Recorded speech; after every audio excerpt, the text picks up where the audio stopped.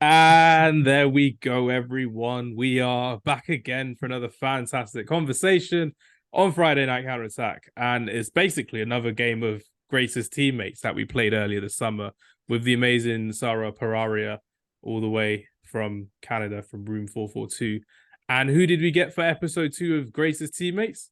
Yep, you guessed it. It's Sara Pararia. Sara, I hope I didn't butcher your surname. Did I pronounce it correctly this time? I didn't really hear you say it, but it's Pararia. I think you said it right. Pararia. Yeah. Yeah. It's a Yeah. lot of vowels mushed together. People tend to also call me Pereira, like the Portuguese surname, but sure, it's fine. We definitely won't be calling you Pereira. I'm sure you're much better than Andres Pereira in midfield at this moment in time for Fulham. But no, it's great to have you back on the podcast. It's great to be having another game with teammates as well. And obviously, it's been great to have you basically showcasing your talents with us on social media, on YouTube as well. Everyone's basically like messaging me now, and they'll be like, "Who's the new girl from the USA?" It's actually not from the USA; she's from Canada. They're all Don't just get it yeah, twisted. not just yet, not just yet. So they're basically like, oh, how much time is she working with you? I'm like, I'm hoping this time next year she'll be working in England and she'll be working here as well, because that's the dream, right? Isn't it, Sarah, to be going from Canada to Europe potentially as well? Yeah, no, it is the dream. Just with football, like it's just so there's so much more potential overseas, as you know very well. So I'd love to be getting over there, and also just the climate in Canada, I can't stand it. As long as you're not in the UK, the climate elsewhere in Europe you'll be fine with. But it's one of those things I just know, like the climate in England, and like you can't be here and then comparing it to Canada, because Canada you'll get snow more intense than us, you'll get rain more intense than us, and you'll get sun more intense than us as well. So Yeah. it's quite crazy in the winter times as well. Our winter's basically started. It's completely dark, and it's August at the time of recording, which is Yeah, insane. I've heard you guys have not had a great July, August so far. We had one day of sun on Sunday at the time of recording in the whole month so far of August. So one day out of 9 at the time of recording. Oh I'm just dear. kind of I'm just kind of there like, yeah, I'll take it. It was my day off. So I went to play foot golf with my cousins, and we went to a driving range to play golf actually, which is great fun. But then when you're back to work, it's a big misery, which is crazy. Yeah. It always is. It always is. But what isn't a misery is our great game that we've kind of concocted from the last podcast into this podcast. And I think we can make it a big mini series over the course of the season as well, which would be great.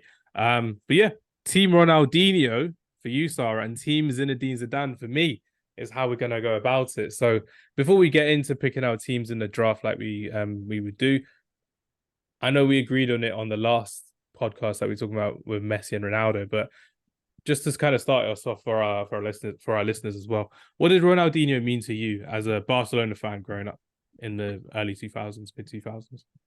Yeah, I'd say like for me, I feel like with Barca, Messi was kind of my player to associate with the club because I really got to see his full career start and then finish. With Ronaldinho though, I he's kind of the reason I started watching Barca. I would like rather I remember watching Barca because he was there when I was about I want to say 8. I think he started his time at Barca, and that's kind of like when you start creating those core memories, you're at an age where you actually can remember things properly, and so I just remember being so taken aback by his talents, the way he was able to control the ball. It was honestly as if he had a string attached to it because he was technically just, I mean, incredible. Like it brought so much joy to the viewers when you would watch him, and especially because he all did it with a smile too. And he was so strong as well, not to mention like he would, even when he went down, he would get right back up. Like he had such a low center of gravity. But for me, Ronaldinho was one of the first Barca players I really remember like falling in love with, and he just brought so much joy to the game. I don't think anyone can disagree with that if you think about like the most joyful players in football.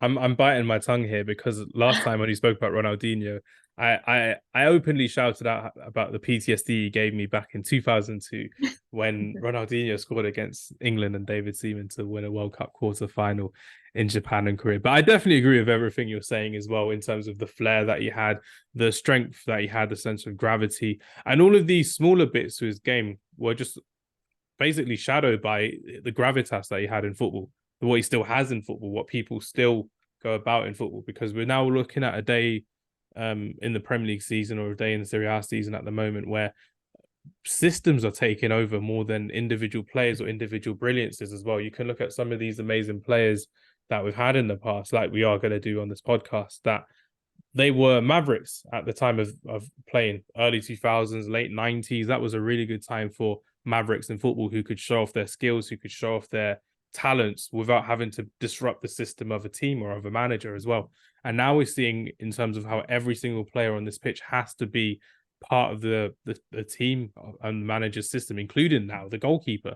So it goes to show how Ronaldinho at the time when he was playing was the king of it all as well. Ballon d'Or winner in 2004, I think. 5. 2005. Who was Yeah. 4? Nedved was 3. Who was 2004? No, Kaká was after, before Messi. Who was 2004? Was it Etta? Let's go to our secret producer. He'll be able to tell us. But yeah, in terms of that, like another Ballon d'Or winner we're going to be speaking about is Zinedine Zidane. Shevchenko, sorry. That's okay. We both had a moment there. We're like, oh, there was always one. Yeah. Michael Owen was 2001, which was insane, and also a former teammate of Zinedine Zidane. But again, going from Ronaldinho to Zinedine Zidane, that's kind of the equal that we kind of have on this podcast, I would say, because with Zinedine Zidane, for me, before I get into it myself, what did he kind of mean in terms of watching from a Barcelona perspective? Because you were kind of growing up in a time when Zinedine Zidane was coming into retirement age, 32, 33, coming out of retirement for France to help them in the 2006 World Cup as well. So what does Zidane kind of mean to you, Sara?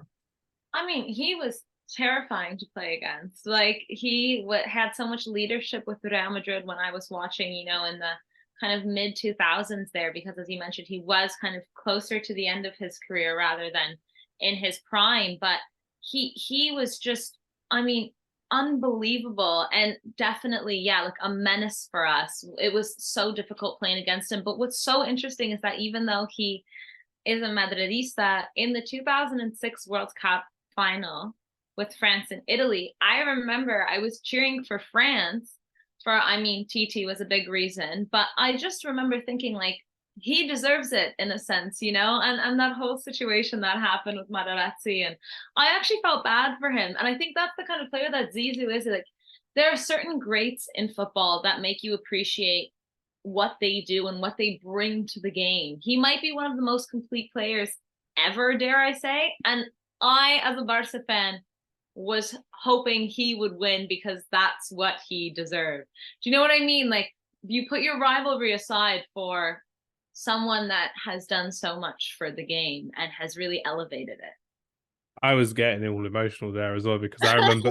No, it's true. It's true. I was getting emotional because I was thinking about the 2006 World Cup final, and he had such a great tournament in 2006. And the worst thing is, with Zidane, for a lot of people, annoyingly with the younger generation, he's had his Rivaldo moment. So what I like to call the Rivaldo moment is when basically he's an amazing footballer, has done so much in the game, but he gets remembered for one moment. And Rivaldo is when that Turkish player kicked the ball at him on his leg and he was holding his face. With Zidane, it's when he headbutted Marco Materazzi in the World Cup final and walked past the World Cup trophy. And that was his final time seen on the football pitch. And you're just kind of there like, that's insane. That's literally how he went off the pitch of world football forever as a player. And then he came back as a manager, which was even more great as well, which was insane. But yeah, with Zinedine Zidane, for me, he was someone that, again, transcended football in terms of the fact that he had so much going for him from all parts of the world. When you're looking at how well he was as a footballer, how he carried himself as a man, as a humanitarian as well, doing so much before a lot of footballers would even get into that kind of charity work and philanthropy in terms of developing third world countries. And now it's become the norm. A lot of players will do that without even thinking. And it's worked so well for them as well. And there's so many people, when you're looking at Zinedine Zidane, they will praise him to the highest of regards, just like they would with Ronaldinho. And over the course of the podcast, we'll find some amazing quotes on both Ronaldinho and on Zinedine Zidane to share with the audience as well, which is great. But one of my favorite ones is when Sir Alex Ferguson said, all I need to do to win the Champions League is give me Zinedine Zidane and 10 pieces of wood, and I'll win you a Champions League. And I'm like, oh my God, Zidane has that aura about him. He has that flex about him. Mm-hmm. David Beckham said that as well. He said that Zinedine Zidane is one of the greatest players to have ever played the game. Last time I played against him at Old Trafford, he put in one of the greatest performances I have ever seen at that ground. And that was a game where Ronaldo and Nazario scored a hat-trick against Manchester United. And I'm just kind of there like, Zidane, that's the epitome of a great defender, as a midfielder as well. He just ran the show. And for anyone listening, before we get into our teams, there's actually a film of Zinedine Zidane's last ever Real Madrid game against Villarreal. So it's a camera that just follows Zidane over the whole 90 minutes. And it shows you how he played the game, how he watched the game, how he works with his teammates, works with his coach as well. And it's a really fascinating documentary in terms of what the life of Zinedine Zidane was really like on the pitch, which is great. But yeah, Sara, now it's time for business, and now it's time to showcase to our audience our knowledge and skill of greatest teammates. So greatest teammates is basically we're going to do a 4-4-2 because that's kind of the formation both of them have played in as well, which isn't too bad. And we'll start from goalkeeper to striker, I think, which would be quite nice. What do you think?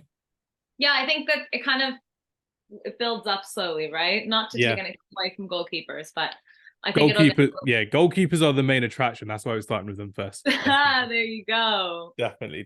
But again, guess going first. So by all means, who's your goalkeeper of choice for Team Ronaldinho? Well, I think a little disclaimer first that we have to say is once again, we are dealing with two of the best to ever do it.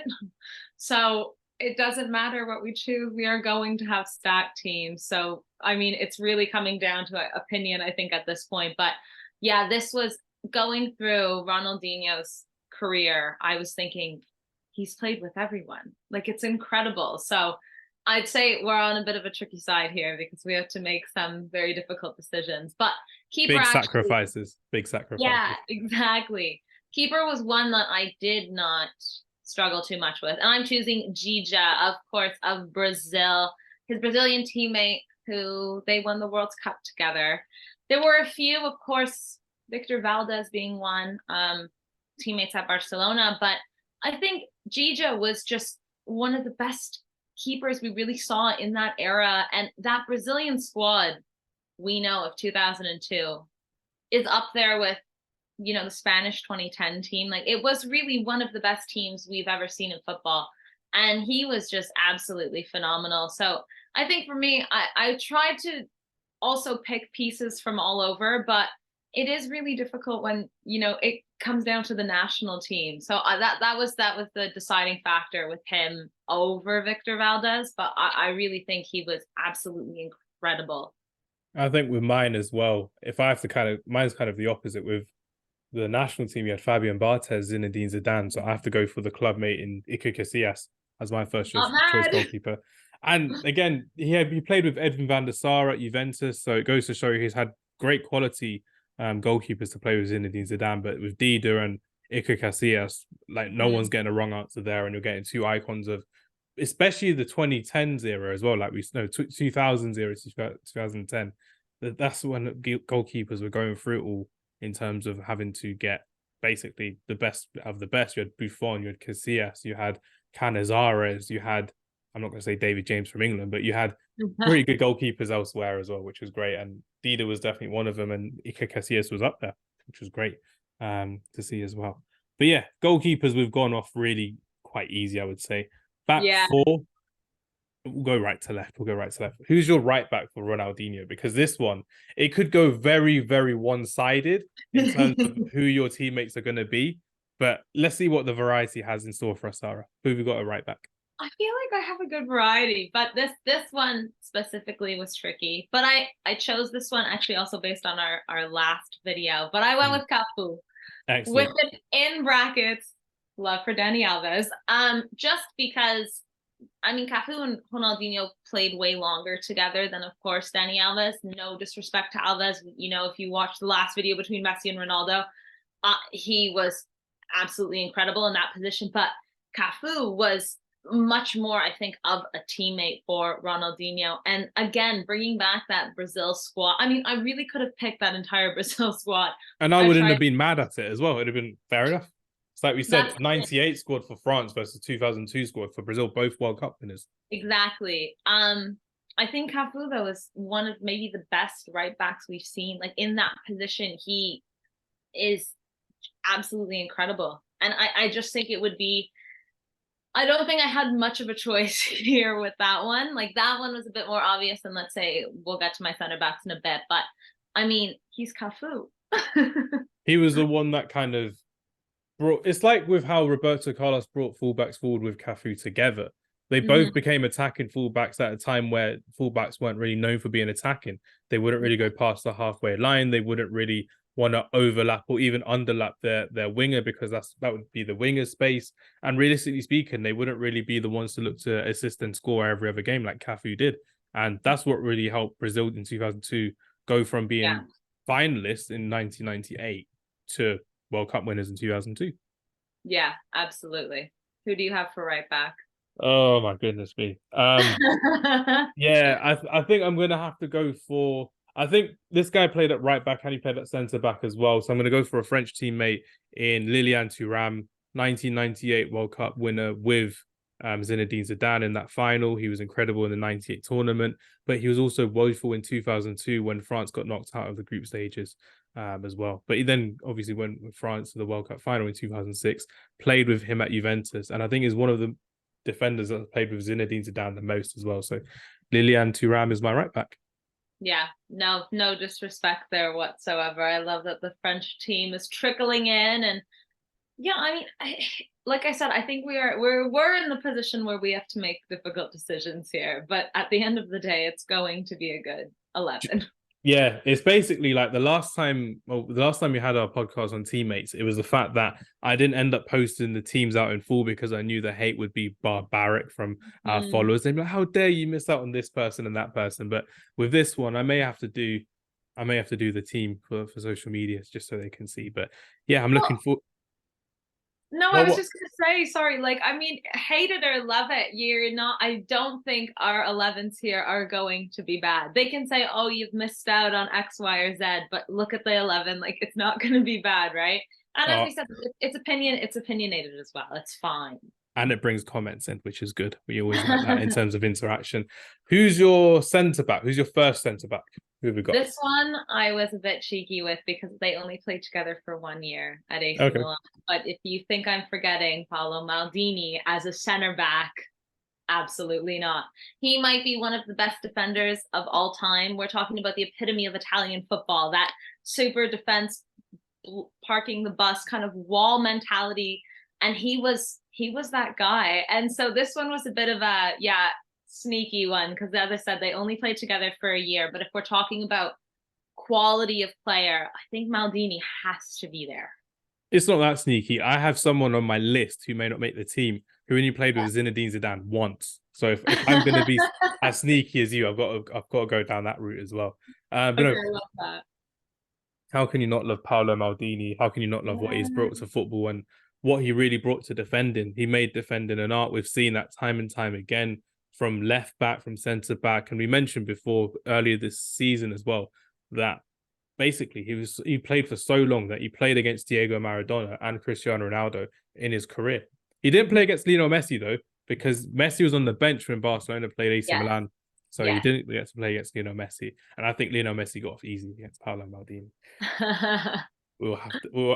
Only FIFA can tell us if they would have dealt with each other properly. But yeah. Yeah, it's one of those. One of those what ifs. My first choice centre back, I don't know. I think I have to go for Real Madrid for this because he played with this player for 1 season. And like we did last time, we talked about their primes, not really when they played with each other. Sergio Ramos, I'm going to throw him in there as well. So young Sergio Ramos, first season at Real Madrid was Zidane's last season at Real Madrid as well. So that was crazy. Can you believe that Zinedine Zidane was once teammates with Sergio Ramos, and then Sergio Ramos was then Zinedine Zidane's captain when Real Madrid appointed Zidane as manager? It's like one of those things that it's hard for your brain to kind of understand because you're like, wait, what? But yeah, that's like the beautiful full circle moment in football, right? I mean, we're talking about Sergio Ramos with the long hair and the headband, like vintage.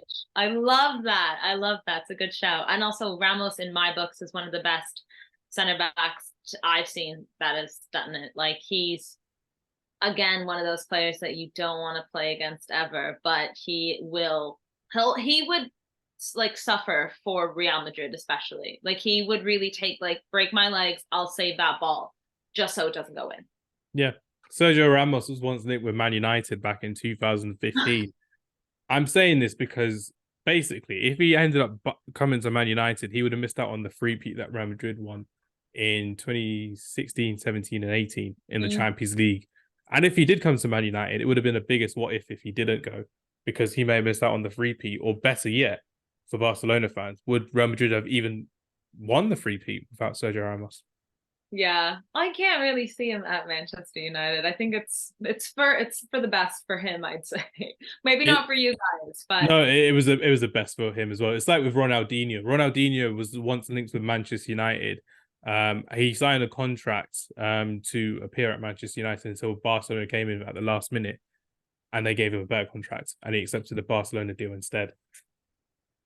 Imagine that, Ronaldo in the Premier League. That would have been unreal. And that same summer, we signed an unknown Portuguese winger called Cristiano Ronaldo. So we would have had Cristiano Ronaldo and Ronaldinho in the same side. That's wild. It wasn't meant to be. He was meant to be playing alongside Messi and assisting his first goal. It's true. He was meant to be playing with Henrik Larsson in the Champions League final against Arsenal, coming down from 1-0 down to 2-1 up. That's definitely what Ronaldinho's heritage was as well. And you know me, I love shouting out Henrik Larsson as well. Unforgotten hero for me in world football, but forgotten hero in world football. We love Henrik Larsson here. Unfortunately, though, he's not a teammate of Zinedine Zidane, so I can't really... you can't squeeze him in there. Can't be doing it yet, so it's not great. Who's your second choice centre-back? Well, we're bringing back Captain Carlos Puyol, of course. Wow. Yeah, this one for me was based on not only Puyol's talent, I've given him so much praise on the pod with you last time, but Puyol was the captain of Barcelona when Ronaldinho came in, and then Ronaldinho kind of changed that Barca squad under Puyol, and then 2 years later they won La Liga. I think it was just the understanding they had for one another. Puyol was such a Blaugrana football player that I think he also had so much trust in Ronaldinho, because he saw this talent of this guy. Like, their connection was really, like, there's moments when there'll be matches. The match actually 2004 Bernabeu, when Barca won from Ronaldinho's chip to Xavi. There are moments on the pitch when you can just see Puyol and Ronaldinho having these conversations. Like, they really, I think, had such a bond. And because he was the captain at that time, I had to get Puyol in there. Of course, obviously, a fantastic defender as well. You had more difficulty than me in choosing defenders, because you had Maldini, you had Nesta, you had Lucio, you had Puyol, you had Rafa Marquez once upon a time at Barcelona. Milito, Gabby Milito, remember him? Gabby Milito. Dani Alves. I have a list under shout outs to all these footballers, because it was so tricky. People are going to come for me for Nesta. I already know. Don't worry, it's going to happen with me, because with me, I'm choosing Marcel Desailly as my second choice centre-back to partner Sergio Ramos. I mean, I've got to shout out Laurent Blanc. I've got to shout out Hierro, Helguera, Pavon. Those are the kind of players I've got to shout out. Even Michel Salgado, right back, as well. But realistically speaking, Marcel Desailly is one of... I've said it before and I'll say it again. And I've said it before, I've said it again a lot, because I love Marcel Desailly. I think he's a very slept-on centre-back in what he did, because he kind of really got noticed when he was at Chelsea, but when he was at AC Milan, he won the Champions League. When he was at France, he won the World Cup. When he was at Ajax, he won the Champions League as well. Wherever this guy went, except for Chelsea, he was a winner, and he was a born winner. And that's what Zinedine Zidane really got from Marcel Desailly in that 1998 World Cup, and in the Euro 2000s as well, which goes to show what a leader he was. And when you've got two leaders like Marcel Desailly and Sergio Ramos in your back, when you're back two, I would say so far, I think I'm gonna be pretty okay for the time being, I would say.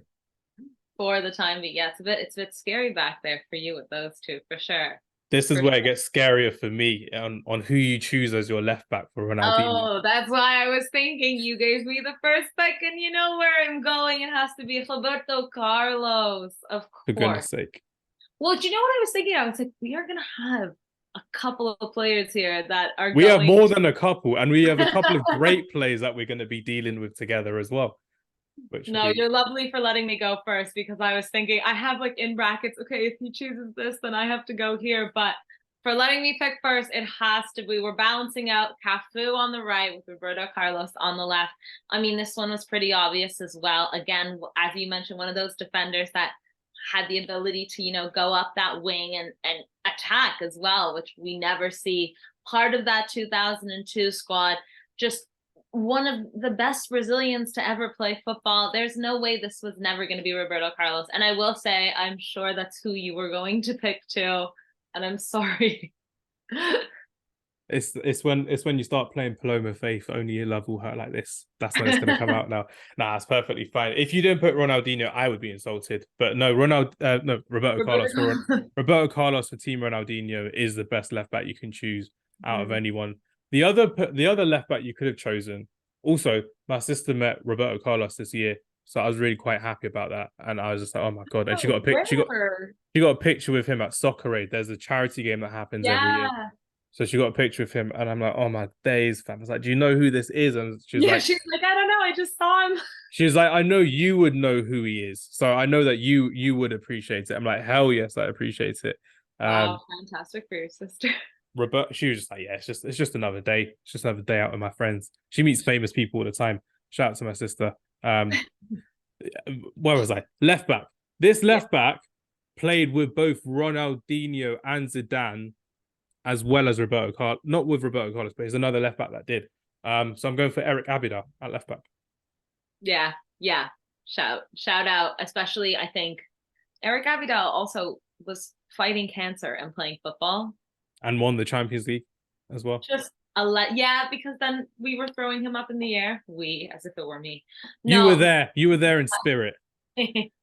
No, but he was this absolute fighter. That alone to me was just admirable. But please tell me why you picked Abidal.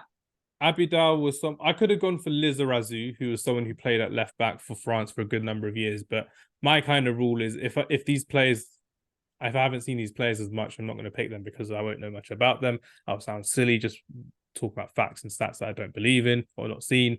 But yeah, Eric Abidal is the definition of a fighter, not just a fighter on the pitch, but definitely off the pitch.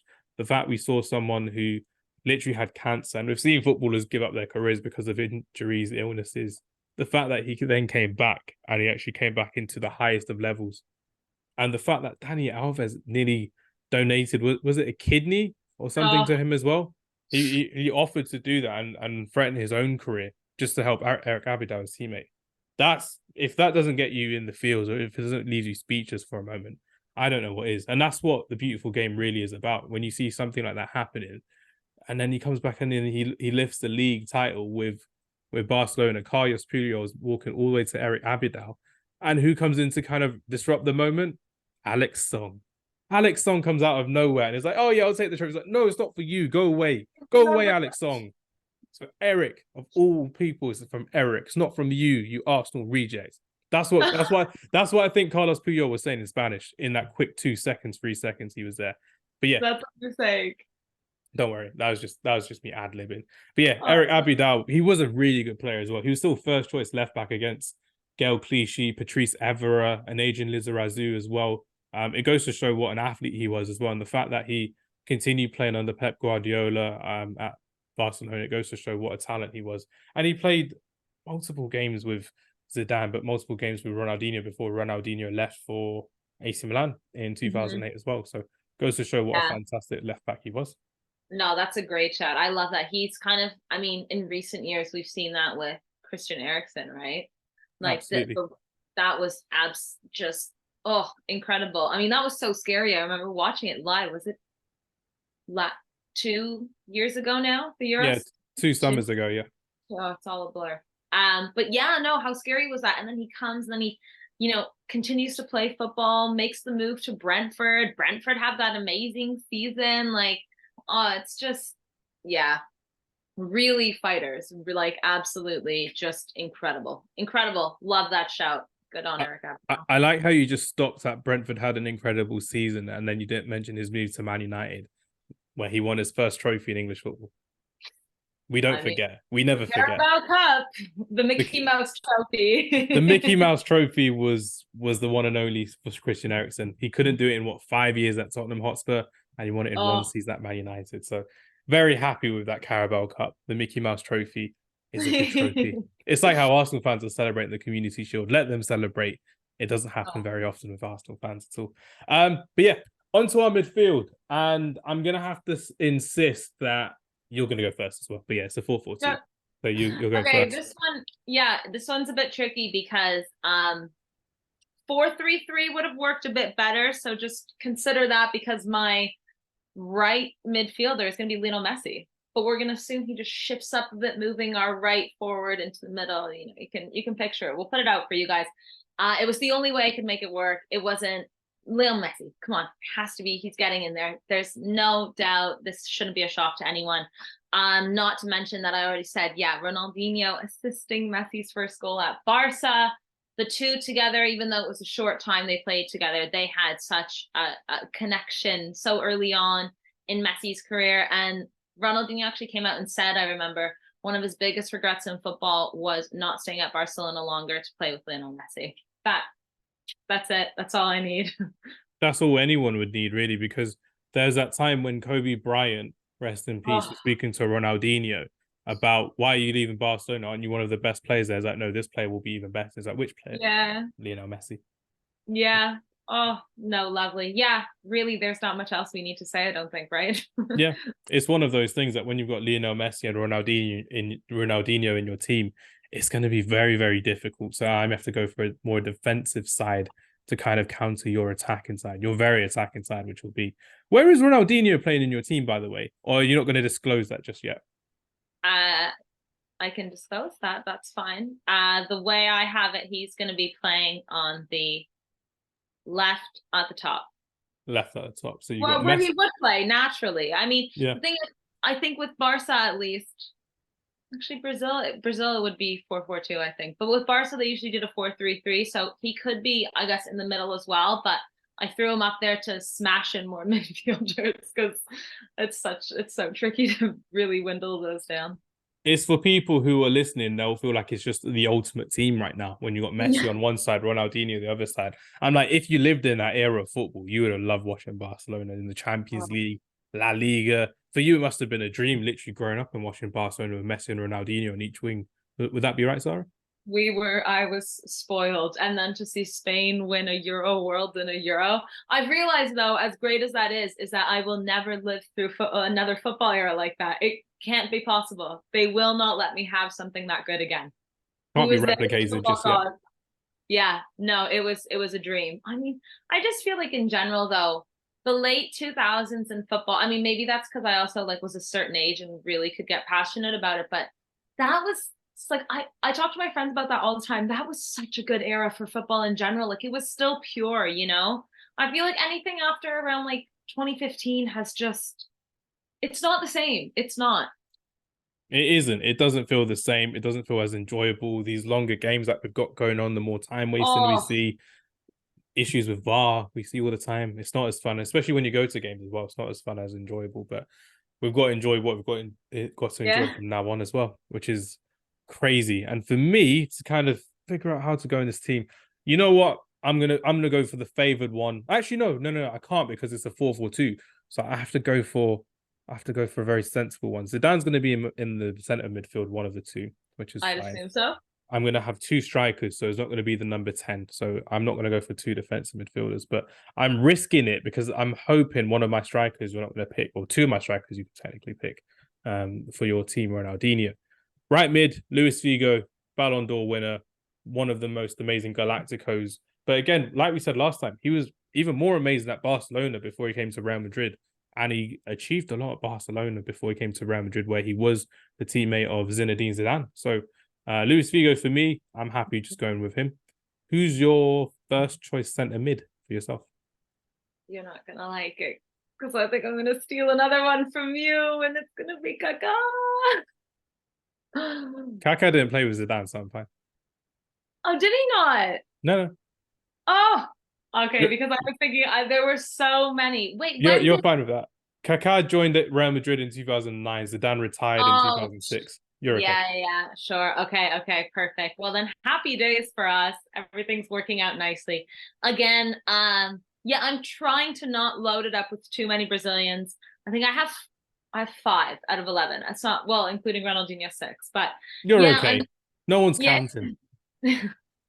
No, listen, I mean, we've spoken about him. In fact, you had him on your team of Ronaldo's best 11, and no doubt that he had to be here. I mean, he was astonishing, amazing to watch, could create so much. And I think the link up play as well with Ronaldinho, it's so creative. And I think that it just would be a disservice to this team if I didn't include Kaká, truly. But the midfielders, I will say, were also, there are so many, especially, of course, Barca background here. Yes, we're going into so much detail that there's going to be only one more Barca midfielder in my prediction for your midfield, because you've got Messi, Ronaldinho, Kaká, and you've got one more to pick later No, on. no. Ronaldinho's playing up.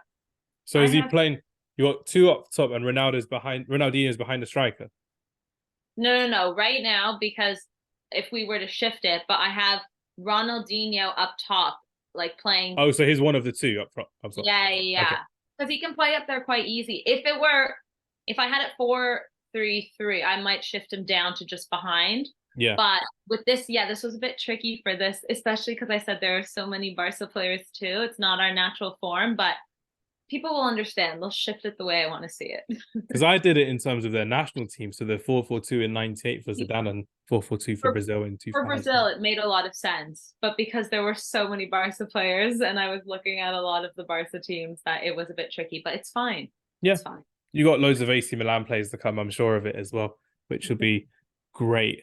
Patrick Vieira, first choice centre mid for me to partner Zinedine Zidane, realistically speaking, is the best one I've got. So I'm going to go for the former Arsenal captain, the World Cup winner, the Euro 2000s winner as well, and someone who realistically changed the way midfielders were looked at in terms of they could play as a defense midfielder as well as an attacking midfielder, as well as a centre midfielder. But with Vieira, when he came to Arsenal, he's more of a centre mid who could burst forward and lead from the middle, really. And he was a proper captain, and you needed someone like Patrick Vieira to allow Zinedine Zidane to be free as well. So Patrick Vieira and Zidane will be 2 of my midfield, and you got Figo on the right as well.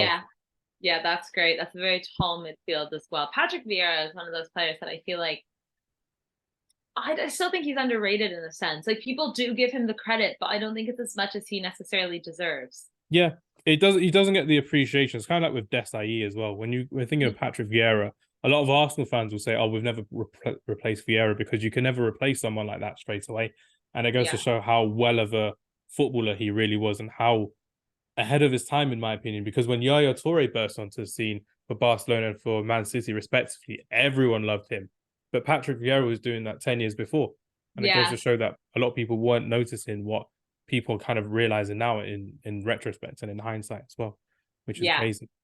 Yeah, absolutely. Okay, well, you said AC Milan, but shock, it's going to be Barca, and we're going Xavi because of his connection with Ronaldinho. I kind of touched on it earlier, but this one also could have been Rivaldo. I know they're going to come get me because, again, with the midfielders, when you're dealing with somebody who's played for Barcelona, it's so difficult because the talent is just it's an overload. So I just went Xavi merely because of the stint they had together from 2004 to 2007 at Barcelona was just unbelievable and just not fair. And again, link up play was just impeccable. As I mentioned, that match at the Bernabeu, they hadn't won at Santiago Bernabeu in 7 years. And then near the end of the match, Ronaldinho gives that beautiful chip, and then Xavi makes the run, flicks it outside of the foot. Like, get out of here. That is what just makes you smile.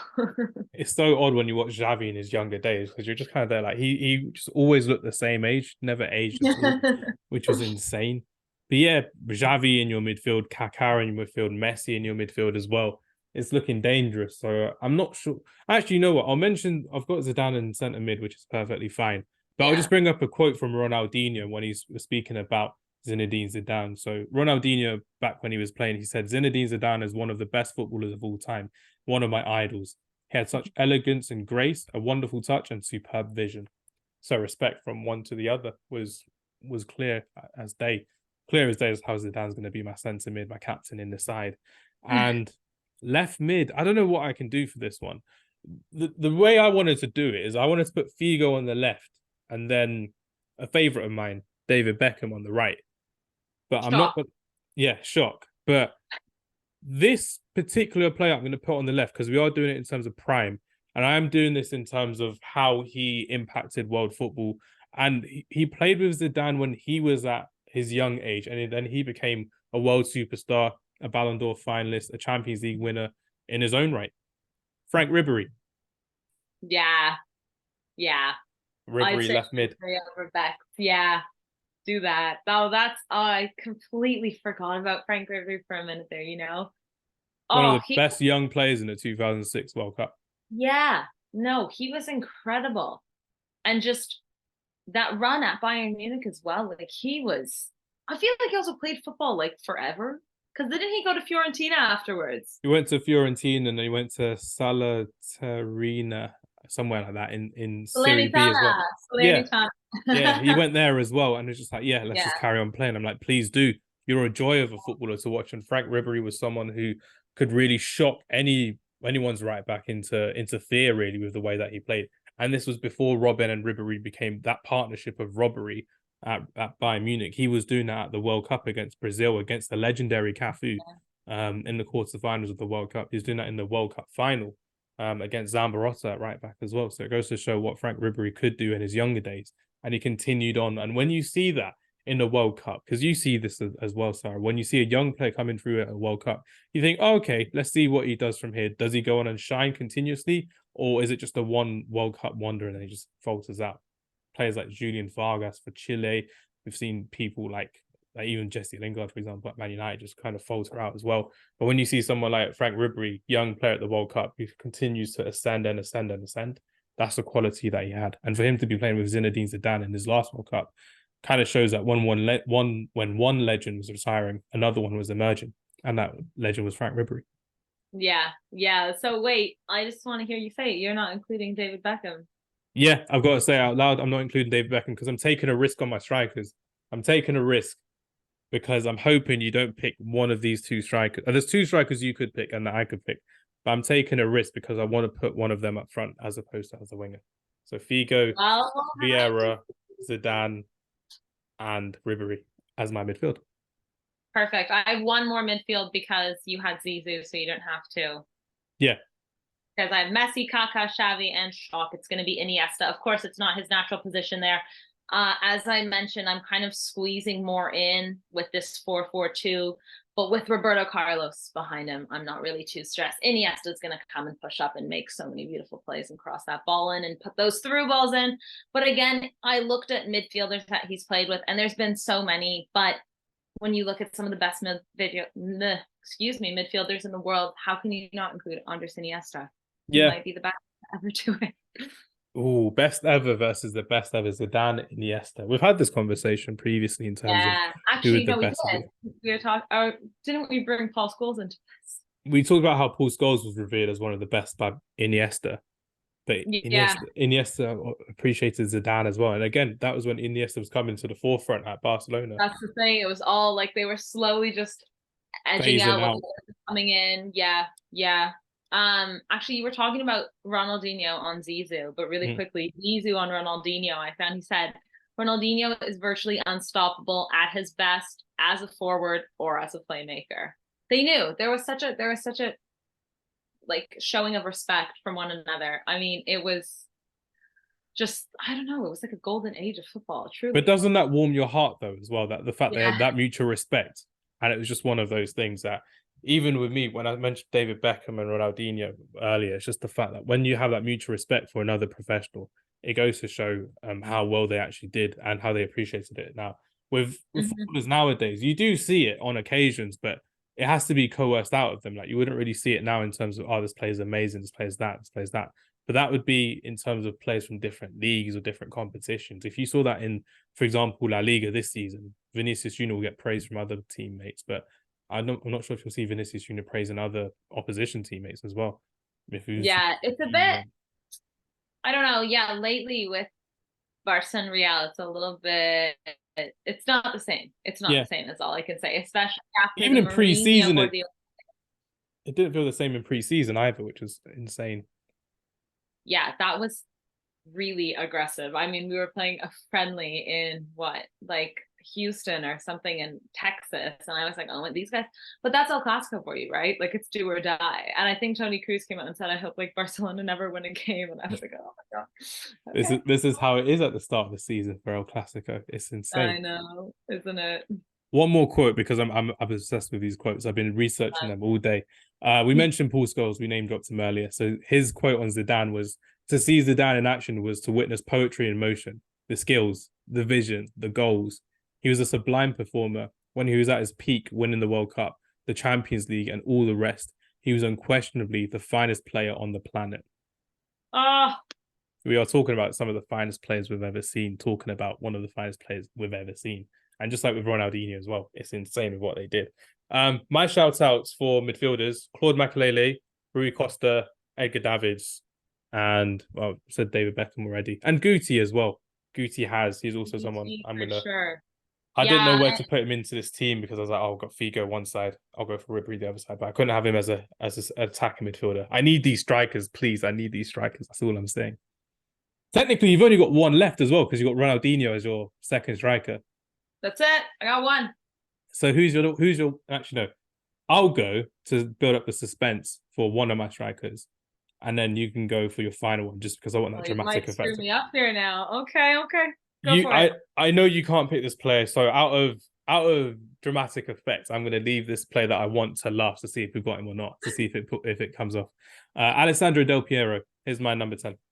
Yeah. So he's going to be my second striker, playing on to one of the first strikers that I will have coming up. But Alessandro Del Piero, I think personally, if we were to do a round 3 of this, we need to have like an Alessandro Del Piero versus like a Raul or someone like that, like another 10 or another Trequartista of a footballer that we had, because Alessandro Del Piero was immense at what he did. He was a flair player. He was someone who could be a leader from the front for Juventus, winning the Champions League in 1998 with Zidane in 1998 for Juventus, which was insane. That was Zidane's first Champions League, if I remember correctly, before he moved to Real Madrid a year or two afterwards as well. And could you imagine that? Zidane and Del Piero in the same team. And that's when Juventus were feared all across the world. For sure. Yeah. No, he's an absolute weapon. Like this is like, I feel like your team is very, very strong, if that makes sense. You're just being polite because you got Messi and Ronaldinho on your side. You know I can't beat you. I think my team is a bit more tactical. It's a lot more of those like cheeky passes. It's a lot more short passes and through balls, whereas yours is like monsters. Bravado. Yeah, bravado is the word, like a lot of aggression and physique, like, and it's a good thing. It's just like they are such very different teams, but in the end, I think a lot of it's coming down to what is a Real-based team and what is a Barca-based team, right? They're like the exact opposite. But no, I mean, Del Piero, come on. Like, how are you ever going to go wrong with that? And yeah, Juve. Remember when Juve was like a team that you actually respected? And I mean, oh my goodness me, now getting knocked out of the Conference League through fines and stuff. The Super League as well, Agnelli, all these Nedved hats as well. They get 10 points back. I mean, they won the Serie A like what, 7 times in a row, that it became like comical at a point because it was just so uneventful. We were all sure there was someone paying someone off here. And then finally, you know, we see the likes of AC Milan win and then Napoli win, and then Juve are getting their points deducted for all, like, it's just, it's been bad for Juve for a while. And I'd say that was like, I can't even remember that like, I forgot that Juve was so good at one point. It was when Pirlo moved to New York. That's when they went downhill. Or when Pogba moved to Man United. Same season. Also, shout out to Pirlo because he was one that I could have put and they didn't. Oh, yeah. Sugar. Oh, Sugar, you could have as well. I know. Hello, Jackie. My mentions. I know. But what do you want me to take out Kaká or Xavi? No. I was thinking, did Pirlo play? Pirlo didn't play with Zidane. He didn't. No, he didn't. That was AC Milan. Sneaky. I know. See, that's the thing, though. It's like you really forget like all of these players that they've played with at one point, as you mentioned, even if it was just once. even if it's just once. I got loads of players that I'm going to mention as an honorable mention later that I played with him Yeah, just once we'll or have to twice. we'll both go through honorable mentions because we probably have about a list of 30. So you're on your last player to partner Ronaldinho up front. I'm on my last player to partner Del Piero up front. But yeah, before we get on to our final ones, few from me that I know I won't mention because I'm gonna leave a list of three just in case. But Eric Cantona played with Oh, Zinedine Zidane. Gabriel Batistuta played with Zidane, I think, once or twice, as well, which was insane. And the one that I'm gonna mention that I know you can't pick, Michael Owen, also played with Zinedine Zidane back at get Real that Man Madrid. United shout out there. I wasn't even thinking about that. I was genuinely thinking about Liverpool, and I was thinking about the film Goal. Did you ever see the film Goal? Goal Two, Santi. Santiago Munez. Oh, what happened at Newcastle? Oh, Michael Owen's left for Real Madrid. They need a replacement. Who's gonna be? Who's it gonna be? Gavin Harrison, Santiago Munez. That's fine. Oh my God. Yeah. It was such a cringe movie, but at the same time, like kind of warmed your heart because it was like a big football movie, which like wasn't really popular when we were growing up, I feel. But Yeah. yeah, when you watch it back now, you're like, oh my goodness. And who had a cameo in Goal?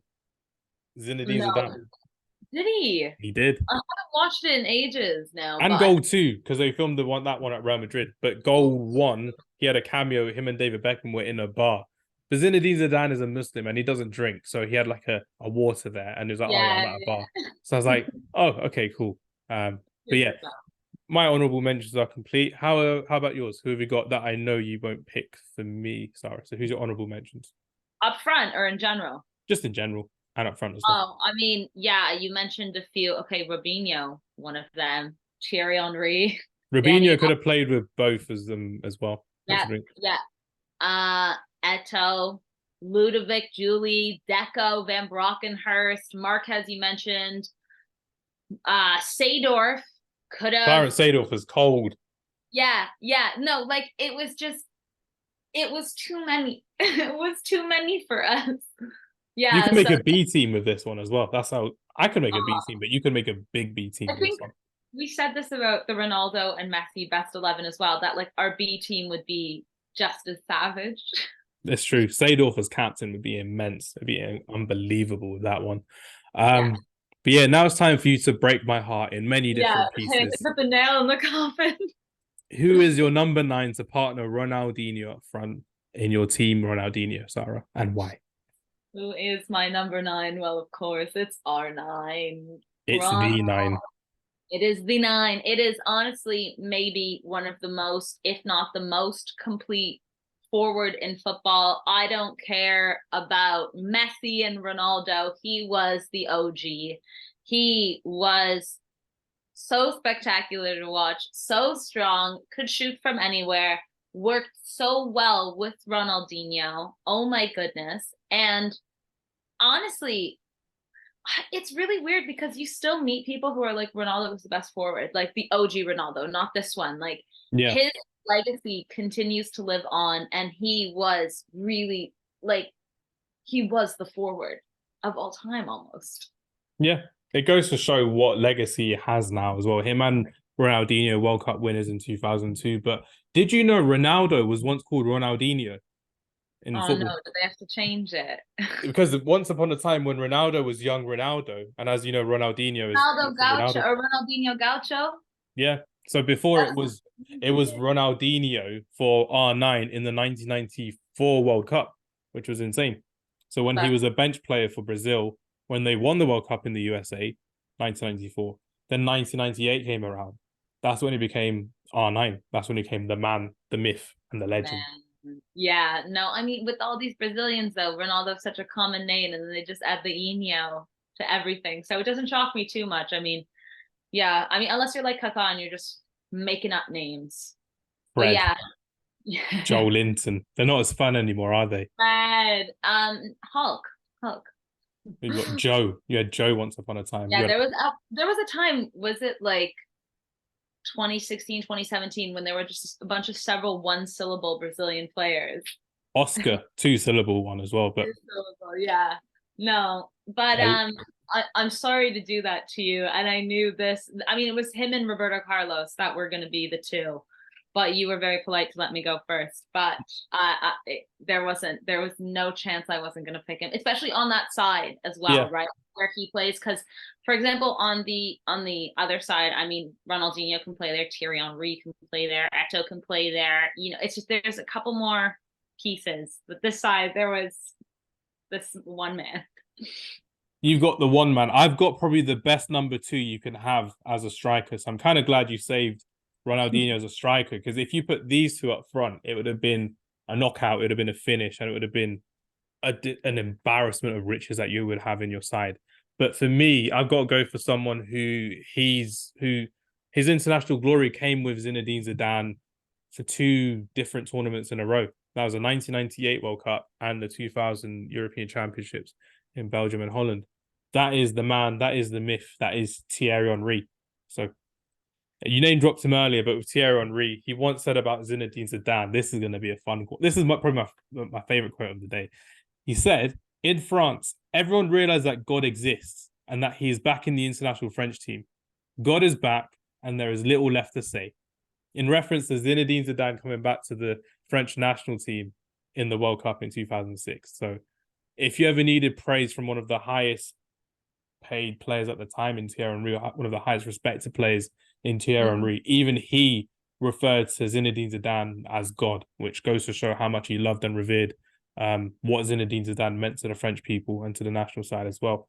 With Thierry Henry, he scored 51 goals in 123 appearances for France. He was at once upon a time, before Olivier Giroud, the record goal scorer for the French national side. And a lot of those goals came in his younger days when he was playing off the left and sometimes as a second striker, with Zidane behind him, feeding balls into him. And with Zidane and Henry in the same team, if he moved to Real Madrid instead of Barcelona, that would have been a criminal link-up with Zidane and Thierry Henry. But fortunately, that didn't happen. And a couple of years later, he moved to Barcelona, which is where he played with Ronaldinho as well. What was it like for you watching Ronaldinho and Thierry Henry ball out for that season or two before Ronaldinho left? Loved it. I don't know. TT was always such a likable player in my books, even Arsenal days. Like, I feel like he was just so well liked and well respected by everyone. Like, I didn't find him very, like, he didn't have that kind of aggression that I feel like a lot of players had. Yeah. He was that cool, calm, collected guy with that je ne sais quoi. Je ne sais quoi, exactly. He had that suavecito kind of to him. Like, he was so smooth with the ball. And then you have someone like Ronaldinho who's just going to dance around and give you the most perfect passes and whatnot. Like, it was just, like, as I mentioned, we were just living through such an era of football that was so immaculate, on, like, almost until, you know, I mean, what we're seeing now, it's so different, but it was really lovely. And I think we spoke about this last time. We were mentioning his link up with Zizou, but I mean, that World Cup again, that 2006 final, and TT got injured and he looked concussed when he was, like, there were so many things that I just felt like went wrong, and it just wasn't fair to the French team, because we're talking about Zizou and Thierry Henry, two of the best players to ever play football. And both of them had their issues, and I just left a sour taste in my mouth. I remember thinking, like, oh, that's not the way, that wasn't deserved. It was so painful, because I remember getting knocked out within a minute. And when I was at work, I think last week, I may have told you actually, they had the World Cup final on repeat. And I'm just kind of there, like, they're watching the whole game on repeat on one of the women's World Cup channels. And I'm like, why? Why are you doing this to me? It was insane. But no, it was just something that Thierry Henry getting knocked out. Obviously the red card with Zinedine Zidane, it was crazy to see what it kind of worked with in terms of how they kind of had everything kind of against them in that final, the headbutt especially, which was insane. And it's insane as well. I did mention some quotes on Zinedine Zidane. I've got a few of my favorites from Ronaldinho. With your Zidane one, did you mention the Zidane one on Ronaldinho earlier? You did, didn't you? I did. I had one on Zidane. I have a few on Ronaldinho if you'd like them. I've got one that just stood out to me from my research. So, who is it from? It was from David Beckham, of course. So I have the Beckham one. Okay, David Beckham was good, and the Roberto Carlos one I've got as well, which is good fun. But David Beckham was Ronaldinho when I was at PSG was the most naturally gifted. When I played with him, he was unbelievable. His techniques, his natural ability to dominate the ball, and the tricks he did was impossible. We tried for hours to do what he would do, but we couldn't do it, which was Yeah. insane.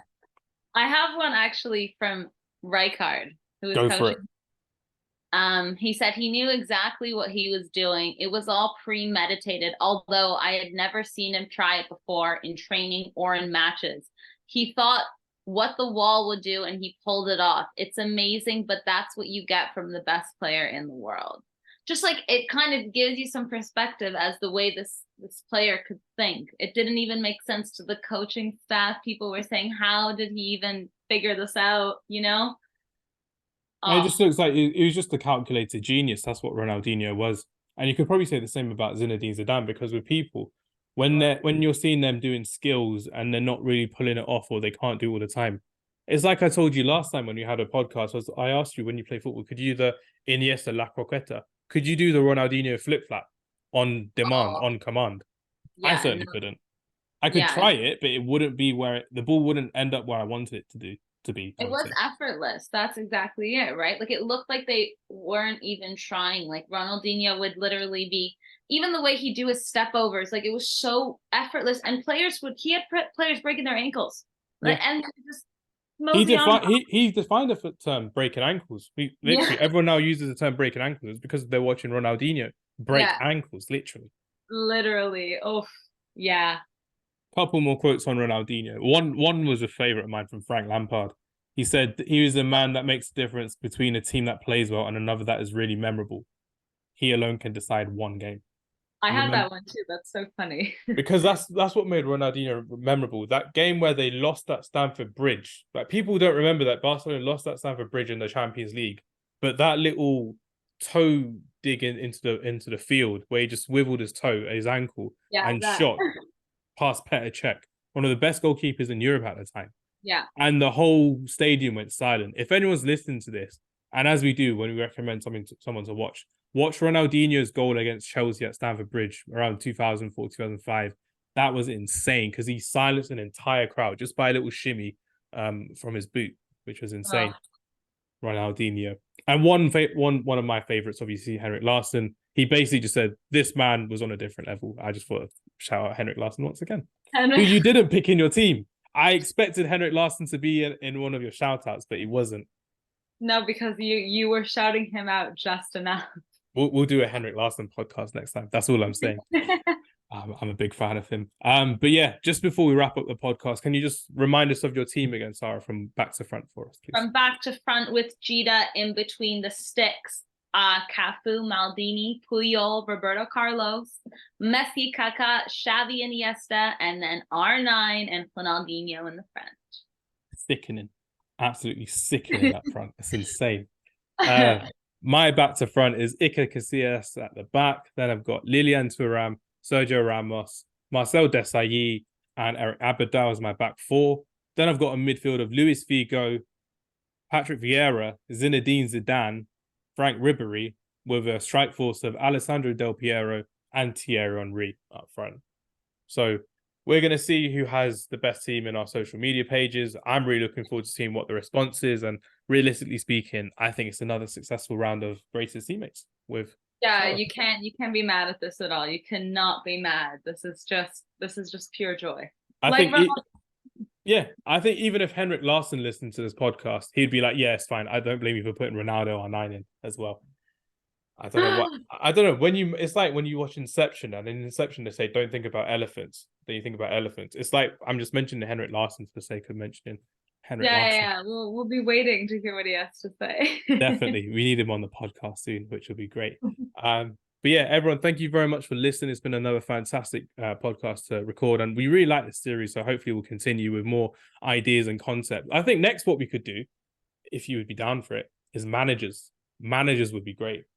All-time Ancelotti 11. Ancelotti's a good one. He's been all over the place. All-time Jose Mourinho 11. Pep Guardiola. Pep and Mourinho. Pep and Mourinho, I think we've got it.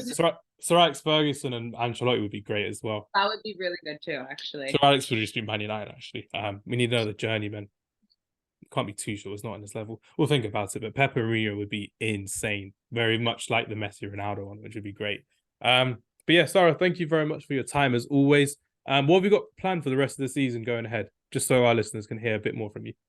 It's getting crazy. As you know, we're building up to the start of the Premier League and La Liga, both starting on Friday. You know what? I know we've had football, like the Women's World Cup is ongoing, and we're covering that. Quarterfinals tonight, Spain and Netherlands. Let's go La Roja. But I have missed club football so much, so much, and this transfer window has been insane. So we'll be covering La Liga and Premier League especially very much so in the coming weeks, and just continuously as it does. And of course, yeah, the Women's World Cup. I mean, the Lionesses are in it still, nearly getting knocked out by Nigeria, dare I say it. But, I was of the minority where I wanted Nigeria to win. I was like, you know what? They're playing much better than us. They deserve to go through. yeah, And they didn't. That first penalty miss from them, I was like, oh my God. That yeah. Lauren James stamp made me so angry. I'm like, you've been our best player this whole tournament, and you have a moment of madness like that. We've seen it before with England players. They just have a moment of madness, and I'm just like, it insults you as a fan. You're like, you're doing so well. Why would you do that in the age of VAR? Why would you do that? Makes no sense to me. Yeah, no, it's strange because she has been fantastic for you. But yeah, now she's out for the next match, so we shall see. But yeah, lots coming up, just so much footy, and it never stops. So really excited for the leagues though. Big match this weekend, Chelsea and Liverpool. Yes, first weekend of the season, which will be great. Yeah. Hopefully you'll see us at different football games over the season as well, reporting and giving you matchday vlogs, which will be great fun. And I predict that we'll have a good couple of football games to talk about before the end of the year as well, which will be great fun. Yes, I think so as well. I cannot wait. Definitely. But no, everyone, thank you very much for listening. Sarah, thank you very much for your time as always. Pleasure to speak to you. And we'll see you all next time. Take care and goodbye.